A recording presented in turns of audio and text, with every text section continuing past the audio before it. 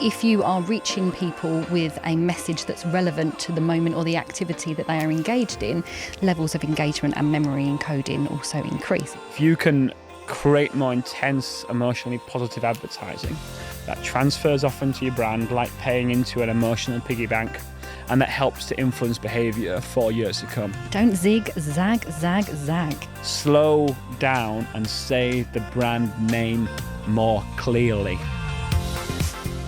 Hi and welcome back to Advertising Amplified, the Radiocentre podcast that's all about harnessing the power of radio and audio advertising to boost the impact of your marketing campaigns.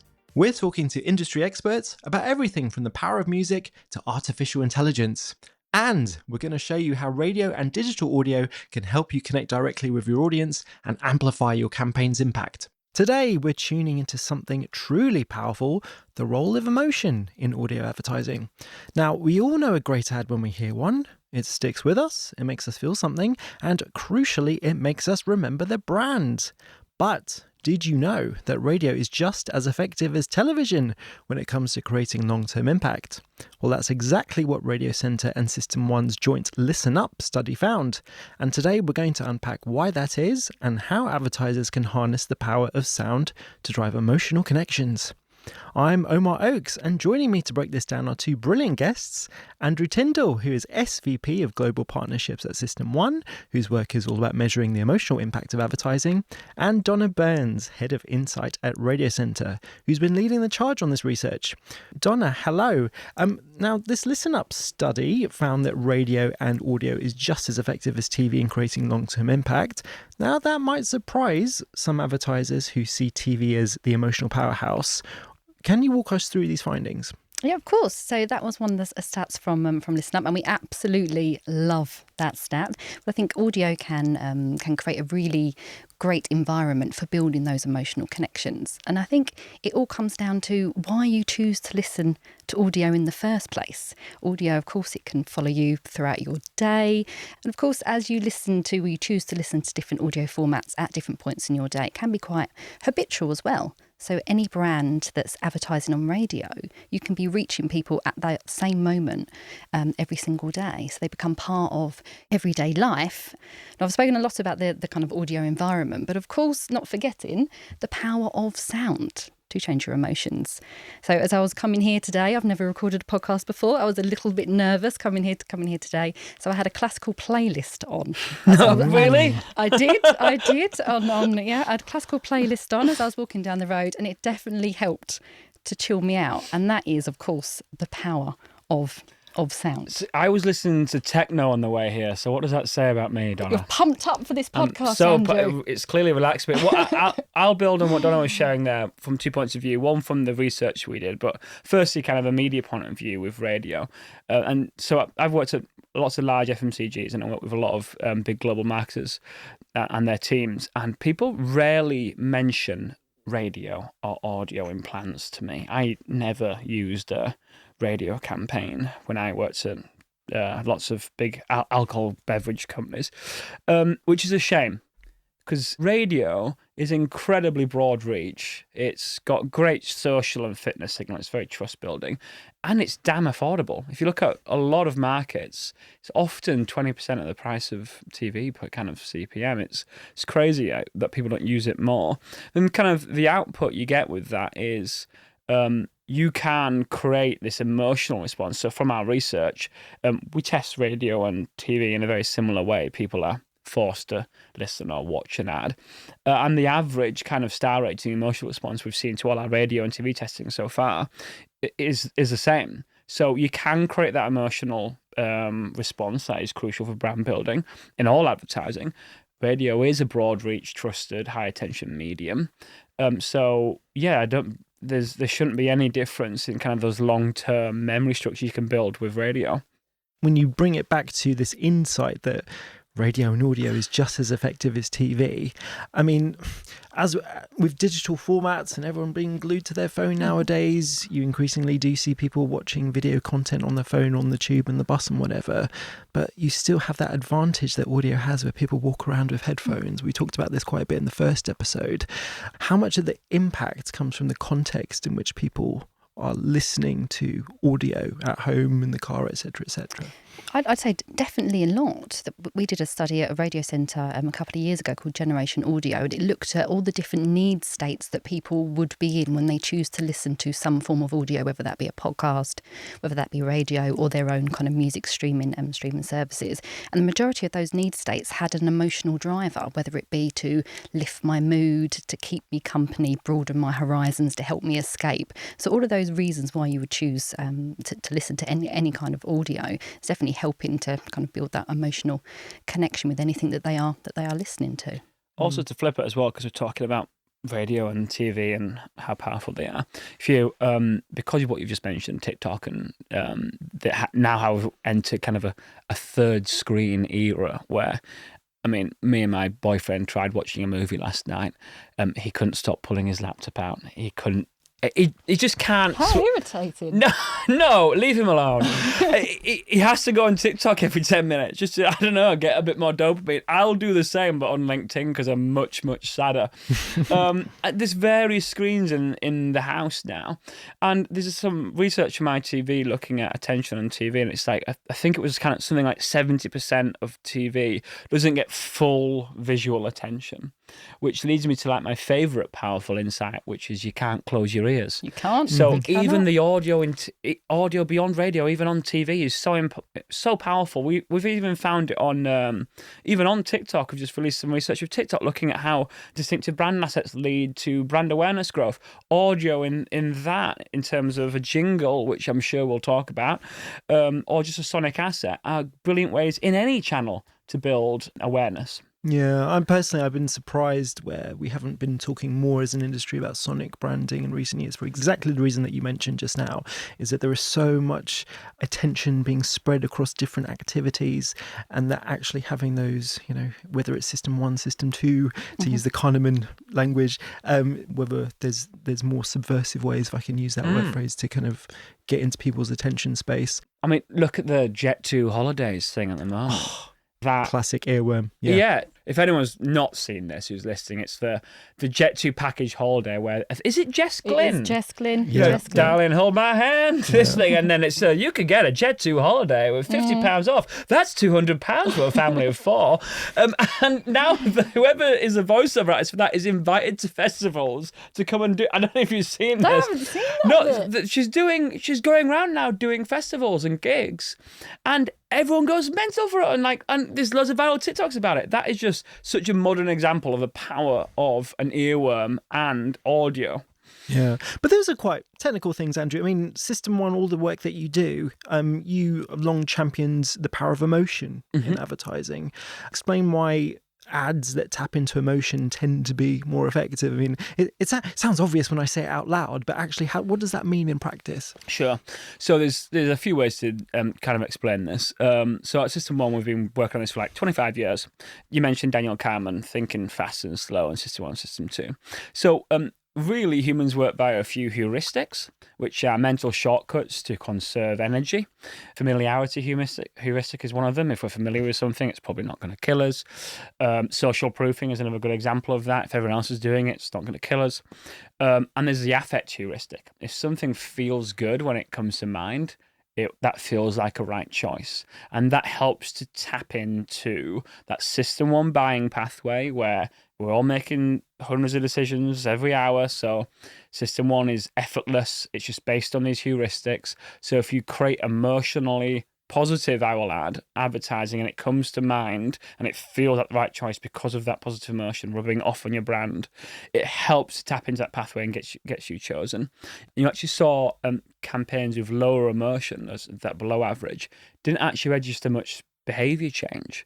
Whereas, so that's people going into a shop for your brand, buying the brand, searching for it online, I think, was some of the behaviours that we tracked.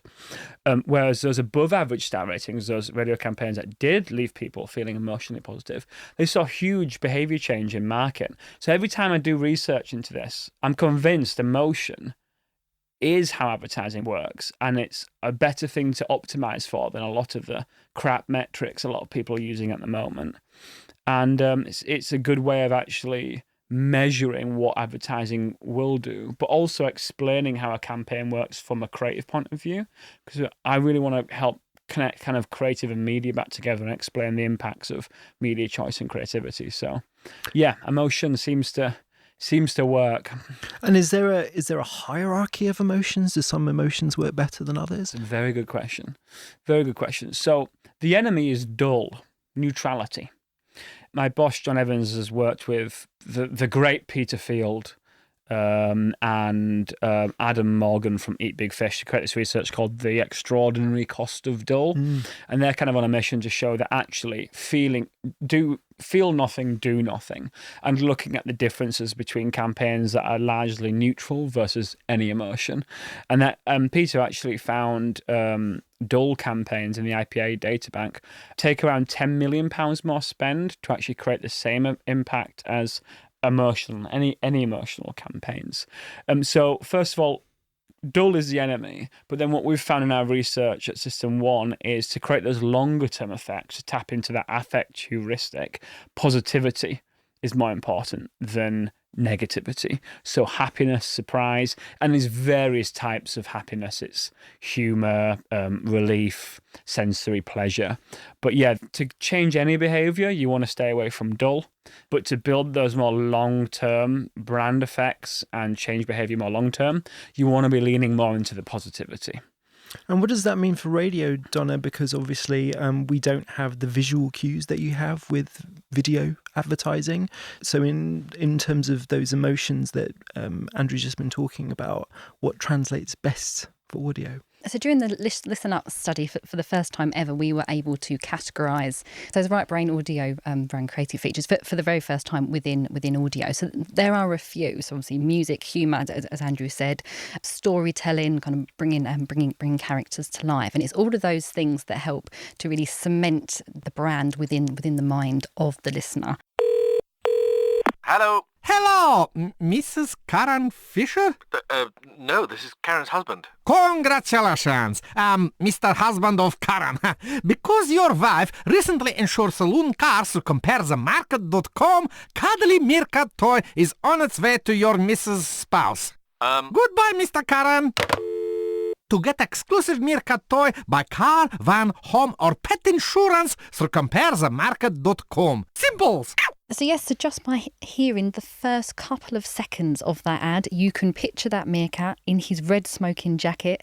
You instantly, it's a theatre of the mind. You can see those TV ads, you can see the outdoor campaign, and that is because of that consistency in using that brand character. For other great examples, music-wise, the AO use of the Ramones. So I think if ever I see an AO kind of green van coming down my street, in my head I'm saying AO.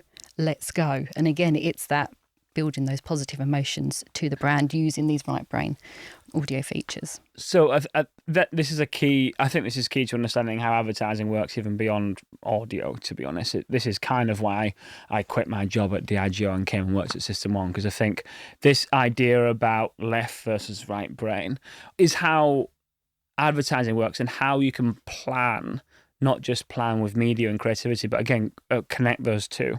So there's two ways we attend to the world. Our right brain has a very broad interest in the world. It's interested in the whole, the context, people, emotion.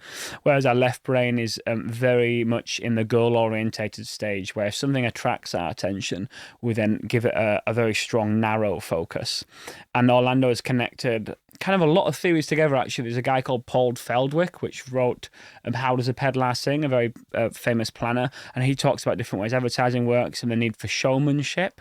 And Orlando's really connected these together and looked at how showmanship is actually how you attract that broad attention. It doesn't assume our interest, whereas salesmanship, which is, classically more left-brained, it assumes our interest, like facts, figures, unilateral communication, repetition. These are more for people in the buying mode. So these showmanship features, these right-brain creative features, we called them in Listen Up for Audio, are actually how you speak to the 95% of the market that aren't looking to buy right now to build memory structures for the future. Whereas these salesmanship features, these left-brain features that we coin for audio, are only going to speak to those who are interested in buying buying a sofa that day, that week, shouting a discount at them, repetition, telling them where to go, what to type in online to find. These are only going to work for those in the buying mode. And, Donna touched on character, story, humour, a sense of place. My favourite is actually sotto voce, which is Italian for under the voice. I'm trying to do some ASMR here. It's actually Italian for under the strings, which it's essentially an Italian term which looks at the use of dramatic changes in sound levels. So Mozart used to use this, where actually if you slow down, if you pause, if you lower your voice, it's actually a very good way of drawing our broad attention. I've actually found it's one of the most powerful ways in radio to actually get someone to pay more attention and create emotion. Because I use these Lime bikes all around London now. They've changed my life, by the way, but this isn't a Lime bike advert. And I'm cycling past these cars, and I feel sorry for some of the men largely in trucks who've got the radio turned up, because often someone's screaming at you, asking you to do things, telling you to do things, and a raised voice. And then the more effective ones are actually using that different sound levels, a bit of sotto voce, to actually draw the broad attention. So yeah, I think the best way is to use these more showmanship, right-brain creative features that we found in the study to create that emotion. Yeah, I often wonder about that, and we've got a future episode coming up about artificial intelligence and that impact on all facets of advertising, not just audio. And I even, you say about going on LinkedIn, Andrew, I think about kind of everyone kind of increasingly using chatbots to help them write things on LinkedIn, and how for an individual that might really help their writing. But if everybody is using the same style of writing, the same style of production, then you're just, to the listener that's looking through their feed, it's just going to seem, everything just seems the same. And to Andrew's point about radio, Donna, I mean, is there research into that in terms of measuring the dynamism of audio output and how what might work for one advertiser, if everyone does the same thing, then it's just going to be this homogeneous blob, isn't it? Is there research on there? Are there takeaways for advertising? Yeah, of course. So within the Listen Up study, there were some kind of key takeaways about how you can build this positive emotion within your audio ad to make it really effective. And one of them was don't zig, zag, zag, zag. So you're like, what the hell does that mean? What the hell does that mean? And that means you want to stand out, of course. People are busy doing other things whilst they're listening to audio, which is a huge benefit for audio because it means you can reach people at different moments in their day. But it also means that you need to kind of stand out or get the listener to kind of lean in. Now, that doesn't mean just shouting something random at them. It means really standing out. So standing out from your category, your product category, for example, but making sure you consistently sound like yourself. So here's a great example. So we're going to play the Hiscox ad. Now, this ad won the campaign audio ad of the year. It's great. It's an ad for insurance, for business insurance. And what they do really well is they consistently sound like Hiscox because they put together a crazy scenario of a risk that you might face if you didn't have business insurance. Just got a brand new van. It's an expensive van.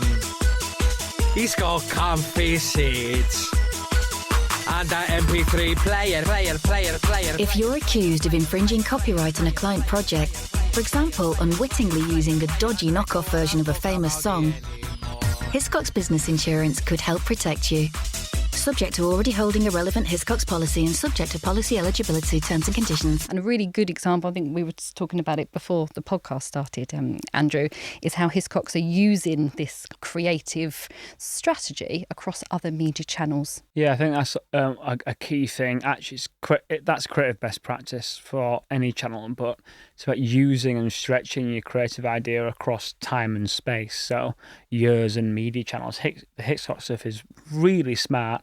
My favourite example, as well, is they sent out this direct mail to everyone recently, and it looked like a glass of wine had been spilt all over this direct mail, and it was against like accidental insurance. Like genius. Like the Uncommon, that was the Uncommon team doing that, and it's consistent across media channels.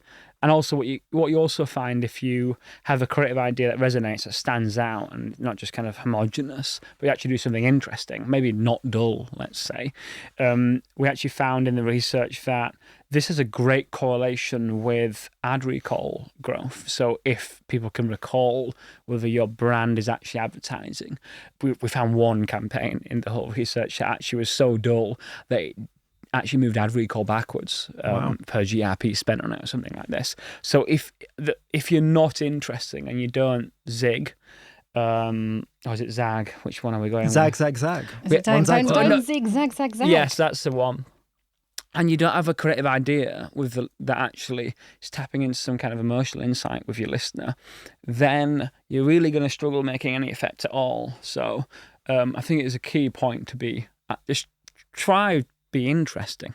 Okay, so let's take this idea of incorporating more right brain features, as we're calling them. So Donna, can you share examples of radio ads? We've listened to a couple already that have used storytelling, music, distinctive characters you've talked about. What ads have done this effectively? Okay, great. And another good example of storytelling, I think, would be the Specsavers ad. They've been using, again, going back to using that kind of consistent creative strategy. They've been using the same one for a number of years, again, across different media channels. And it's all about drawing the listener in to that scenario that could have been better or could have been prevented if the listener had gone to Specsavers, whether that be because of their vision issues or whether that be because of hearing issues.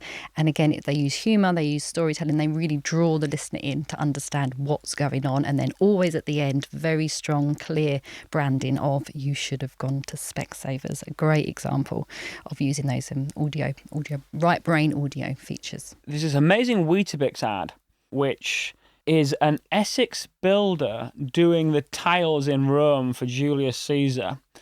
And he can't believe how quickly the tiles have been done. And well, all right, governor, it's because I've had my Weetabix today. Probably a terrible accent, but there you go. I'm trying to make the podcast a little bit more right brain for you there. Just a brilliant example of humour, a cultural reference, but also I think we also need to lean into nostalgia a little bit more. The highest scoring one we found was Pick Up a Penguin, which was like this really old song, Pick Up a Penguin song, the chocolate biscuit.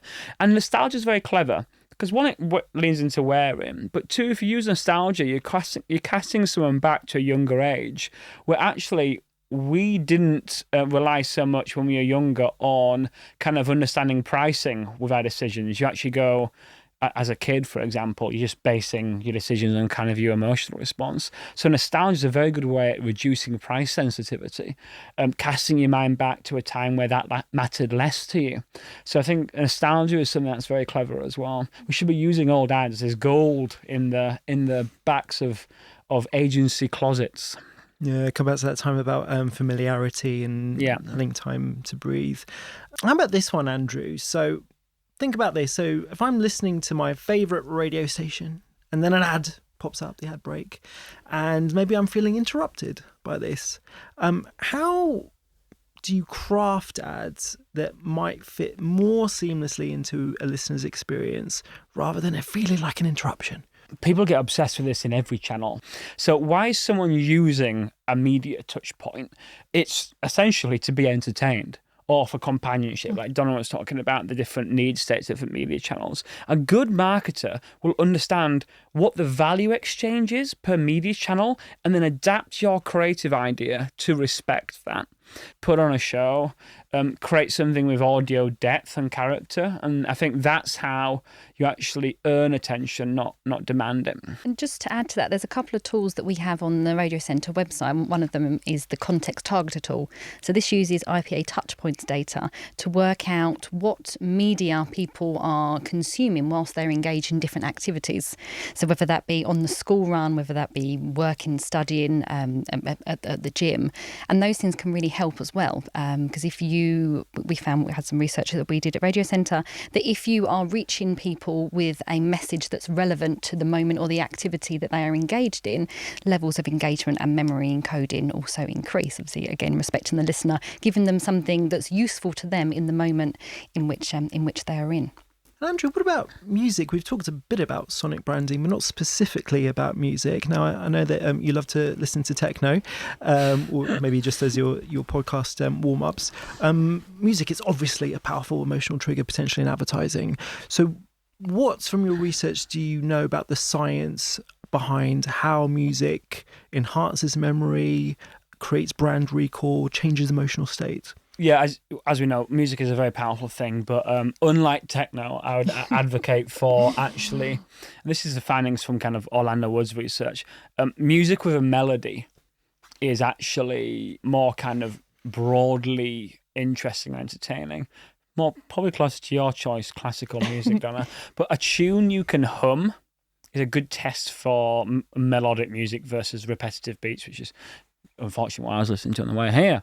That actually sustains broad attention, quite like a story. There's a melody to it and you can hum it afterwards, and you build that familiarity to it. And also just using music consistently as well, because a few bars of that piece of music, if it's very well related to the brand, again, it is a very quick shortcut to that brand, and so somebody will know that the ad is for that particular brand, and you only get that by using the same piece of music over a longer period of time. And I'd argue if you've got to that point, or if you've got a very strong TV ad that works musically and without the visuals, that's such a good opportunity to drop that creative into radio. What would you say are the best practices for making a strapline or audio branding stick?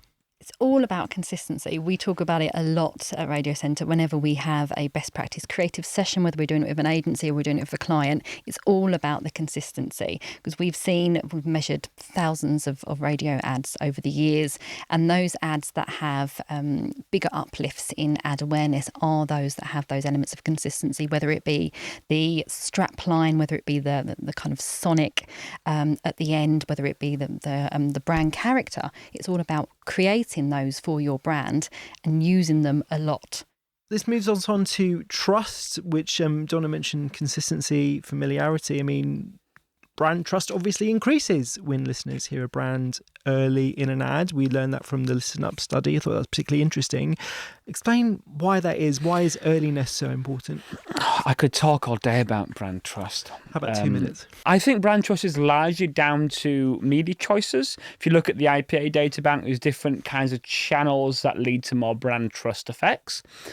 Radio is a very trusted medium because it's highly wasteful. And I mean that in a very positive sense. It's very public. It's one-to-many. You can't lie in public, like out of home and TV. Very kind of public mediums. In fact, I think radio is the most public medium. So how do you make the most of the trust-building power of radio? It's to show up more fluently in the channel. So that's being more branded with your advertising. Because if you're simply present in the media channel, so your brand said lots throughout the radio ad, for example, you get that trust getting rubbed off on you more. Showing up publicly in radio is a very good way to build that. And how do you make the most of that? As we saw in the Listen Up research, the brands that manage to brand early and often with your sonic devices in radio double the brand trust effects. And also slowing down in terms of branding. People need to, again, create with the listener in mind. Marketers sit and listen and talk about the brands all day. Consumers don't care. Slow down and say the brand name more clearly. Yeah. So what I've learned today is emotion is key to effective audio advertising. It drives memory and long-term impact. Audio is just as powerful as TV in shaping brand perception and loyalty. We got into why that is. And right brain creative features like music, storytelling, distinctive characters are game changers for audio ads. And if you're an advertiser looking to make more effective radio ads, remember, what's that phrase again, Donna? Don't zig, zag, zag, zag. Yes, that's encoded in my memory now. Create with the listener in mind. Embrace music, be consistent, and brand early and often. So a massive thank you for Andrew and Donna for joining us today. In our next episode, we're exploring the hot potato of the advertising world right now, and that is AI. So don't forget to subscribe to Advertising Amplified for more insights and check out the Listen Up research at radiocentre.org. I'm Omar Oakes. Catch you next time.